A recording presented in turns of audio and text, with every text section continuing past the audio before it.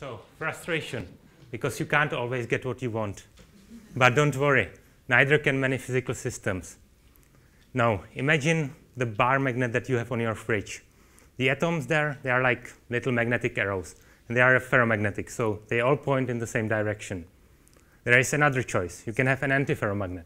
One goes up, one goes down. This can be done on a larger scale, up, down, up, down, up, down. But now imagine there is a third atom that's also magnetic, roughly where my head is. And now I put it up. And now my right hand is happy, because it's anti-aligned with my head. But my left hand is pointing the same direction, so it's not happy. If I put it down, the opposite happens. So there is some frustration. It's not entirely satisfied. And the most well-known frustrated system is, in fact, water ice. In water, you have molecules that are oxygen and 2 hydrogens. In ice, each of these has 4 neighbors.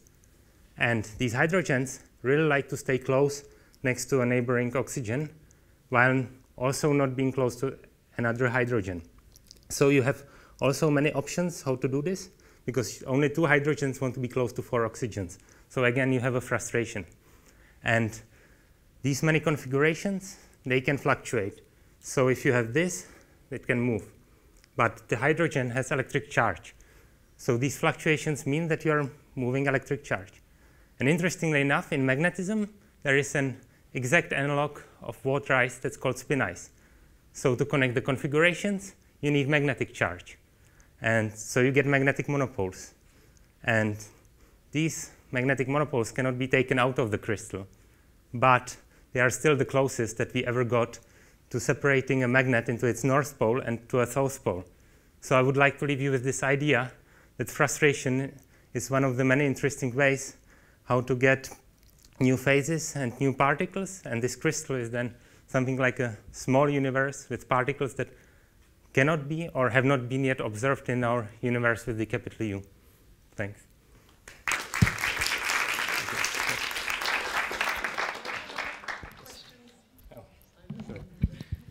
Okay, let me start. So congratulations for your presentation. It was very nice to see you trying to align your fingers and your head. It was very nice to see that. What is your subject really? You work on the effect of temperature, on the on frustration of external fields like external magnetic fields or something like that. What is the your subject? What happens if you apply some magnetic field to it? And as you ask about temperature, of course, there will be always a way out because of the third law of thermodynamics, but still, it's a nice way how to produce like quasi-particles, but yeah. Okay, and have you got some ideas on possible applications of these frustrated systems? The system that I spoke about, you need to be at half a Kelvin, so close to absolute zero. So it's probably not applicable.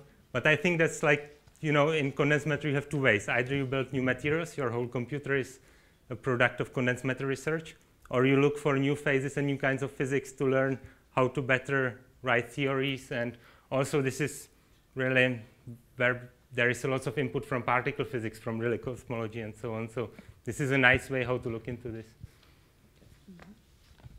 Do you think it would be also easy for you to talk about a subject that is completely different, but still scientific, of course? Probably in physics, yes, because there is lots of nice stuff. And I think it's good to try. You're right, you're right. Apply, but I have absolutely no idea about plants. Or okay. Maybe.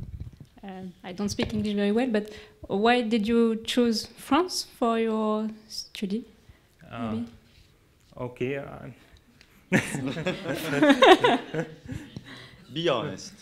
I was here already for my Erasmus. That was the first time I came here. And actually for Erasmus, France offers much better schools than, for example, England. And Germany is closer because, yeah, that's politics, but English somehow don't like the Erasmus people, for example. So you really do a great job for Europe. And where are you from? I'm Czech originally. Okay, thank you.